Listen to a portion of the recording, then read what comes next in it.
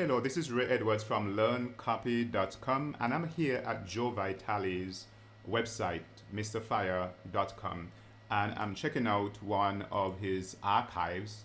It's actually volume number 5, issue number 7, July 2003, to show you an article that I wrote about 13 years ago that he referenced in his newsletter. And you're going to see in just a minute why I'm referring to this newsletter. Okay, so let's scroll down, and I just want to show you the reference that he made to this article that I wrote back then. And here it is, published in his newsletter. And here's his comment. He says, a reader of this newsletter wrote the following: "The Bible, the source of all copywriting secrets. It's excellent." Then he referred to my website, http://redal.com, articles art, and I do not have my articles posted there anymore, but this used to be the URL where the article was posted at. Okay, but he himself had read the article, and he referred to it in his newsletter way back then and said that it was an excellent article. Of course, I mean, for me, just starting out in my copywriting career, that was, big kudos for me, because here was, Joe Vitale, author of so many books, who was referring to my articles and, telling all his readers back then to go and to read this article. Okay, now here I want to go back now and do a search for the article on Google, and the name of the article is "The Bible, the Source of All Copywriting Secrets." And I just want to indicate here how many people who have actually basically ripped off this article. Okay, let me do a search here for the article, and this is what comes up. Okay, first here you have this was legally used by freelancewriting.com, and they actually, you can see here, they quote the article, and they also indicate who the article came from. Okay, Ray Edwards. Okay, now let's go on to the next source we have here. Let's click on this one, "The Bible, the Source of All Copywriting Secrets." And already you can see here a Melvin and a Melvin Bunny, and you will see here Melvin Bunny. I do not know if this is a person or whatever, but note here what it says: "The Bible, the Source of All Copywriting Secrets." And it says, "I have actually been a pupil of the Bible for almost all my life. There's a bunch of reasons why this publication stays on top, and so forth." Exactly what do I mean by this? Simply put, no, this person is claiming the authorship for this article, but note here that in the article itself, I reference a book that I wrote. Okay, 77 Ways to Skyrocket Your Site's conversion. So even if you're ripping off the article, even if you're ripping off the name of the article, at least make some changes to it so that you do not claim that you actually, along with ripping off the article, that you do not claim that you also wrote the book that the author of the article is referring to. Okay, which doesn't make sense. Now, it is obvious here, or it will become obvious in a minute to you as well too, that they have actually used an article spinner in order to change some of the words, to be able to claim the article. Now here, number 1, it says anxiety perks, not features. Okay, this should actually be features, benefits, not features. But they change it to anxiety perks and not features. And where I say in the Garden of Eden, they say in the Yard of Eden. Okay. Now, so you see therefore then that this was basically, spun by by some artificial intelligence. Now, as you go on here, you realize that, I go down here, and this here is another place where the article is ripped off. Okay, this is mine, learncopy.com. Here it is changed, "The Holy Bible, the Source of All Copywriting Secrets" again. Okay, let's click on this one and see what comes up here. Okay, here, this person, Mark Eric Thompson, is claiming authorship for the article.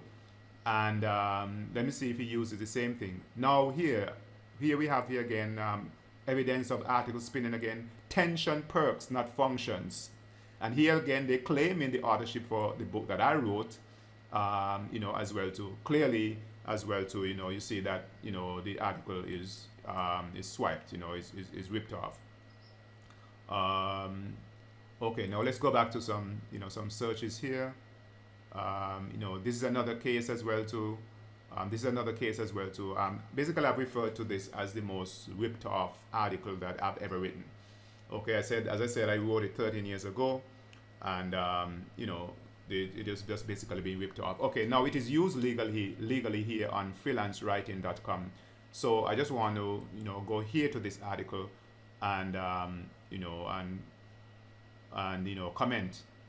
comment on the article here. Okay, now let me just make this page a little bigger so I get rid of the sidebar. Okay, I think I've done that here. Okay, now it says the Bible, the source of Copywriting Secrets by Ray L. Edwards. Now it says I've been a student of the Bible practically all my life. There's not a lot of reason why, there is a lot of reason why this book remains the #1 best-selling year after year. I think that is the source of all wisdom, yes, including successful copywriting. What do I mean by this? Simply put, every copywriting strategy can be found first in the Bible. This may appear to be a strong statement, but I challenge you to prove otherwise. Now, I want to go now to just look at 5 copywriting principles and show you how that they are as old as the scriptures. Now, number one, the first one I looked at here is to stress benefits and not features. And as the article here explains, it's in the Garden of Eden. The serpent approaches a woman, Eve, to get her to take the forbidden fruit. Does he rave about the color and the taste and the texture of the fruit? No. He sells Eve on the benefits.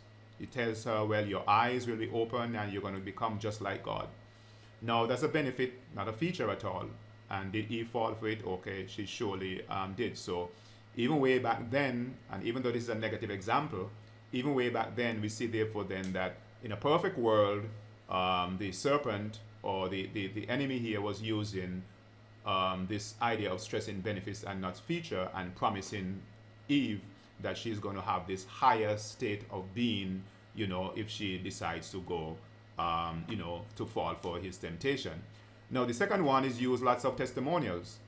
Okay, now, even if you have a cursory understanding of the Bible, you'll know that we have 4 Gospels. We have Matthew, Mark, Luke, and John, and they're all relating the same stories about their master, the teacher, Rabbi Jesus Christ. Now, why would we need 4 different writers talking about basically the same thing, covering the same stories? Well, you need as much testimonials as possible, okay?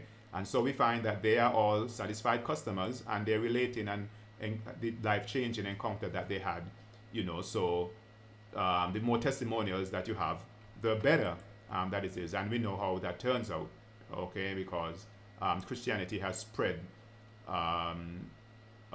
over basically the entire world, with just a few exceptions.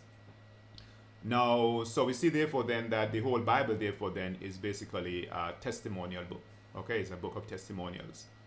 Okay, the next one here is create a damaging admission and address flaws openly. Now, that's a quote that comes directly from Dan Kennedy's book, The Ultimate Sales Letter. He goes on to explain that if you openly admit the drawbacks of your offer, then your credibility goes up instantly with the customer. For example, your price may be higher than your competitors, so you may say, if you are looking to save a few bucks, then you can find many other companies who will be willing to give you some quick fixes, but we provide a very thorough and expert service, hence the higher price. Okay, and that is what we refer to as addressing flaws openly and damaging admission.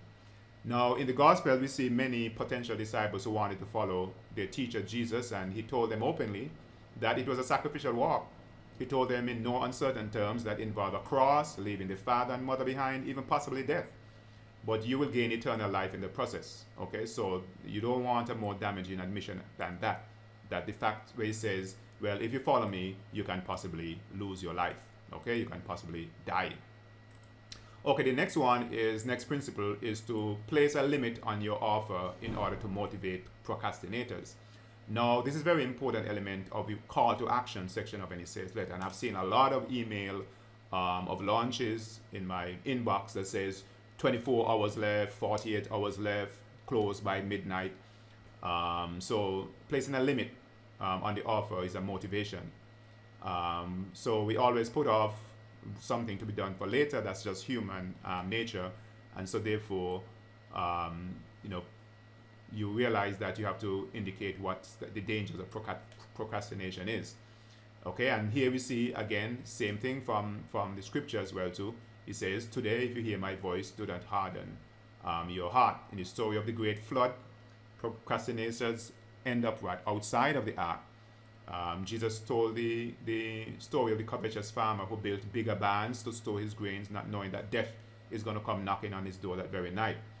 Now, Jesus never sent one of his listeners to go away and think about it. Today now was the only time that anyone had. His message was always act now.